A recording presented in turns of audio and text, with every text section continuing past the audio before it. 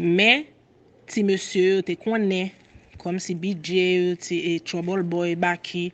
yo te connaît bagay la konya la même et yo fait chichi fait toilette de bal fait Wendy boire de l'eau bouboune chichi les matins la vin nan ka la même dans des pi red chichi pas jamais occupé Wendy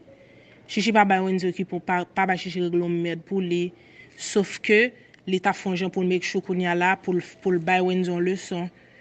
comme si chichi pas tal ka en grand vrai mais c'est maman la matin li t'a géré tout bagay et puis lui même li te connaît il va bien venir propose pas qu'à parler et wal ouais bagal et wal ouais un mélange dans men oui wal monter des live là oui bagay m'a dit c'est Wendy qui pour parler Wendy dit c'est pour et mais Wendy fait que font tweet là sur Jan 12 li clarifier bagay là li clarifier que c'est chichi qui t'a c'est famille chichi qui t'a fait qui t'a mangé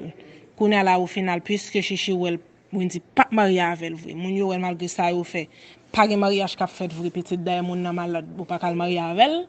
so chichi font gens pour le prendre ni comme Wendy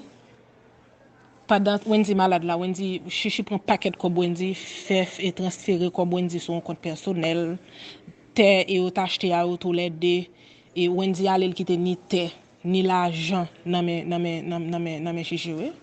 à partir qui était toute bagarre oui les Wendy nan kala m'tande les Wendy malade là li pe chichi depuis chichi parler et tout ça le dit Wendy c'est ça le fait so nan airport là là où elle tape courir la game chichi courir aller c'est pel pe chichi oui c'est des malade non niveau vinn vont côté comme si le petit fia il tellement ouais petit fia cap manger li vinn pel et pour elle râler mel li parti pour courir pour li oui on bon radot oui et puis grimace ça même m'a monté son live par exemple c'est l'église non c'est si bon c'est là nous fait nèg là dit pour ça nous fait bail vérité li pas vle bail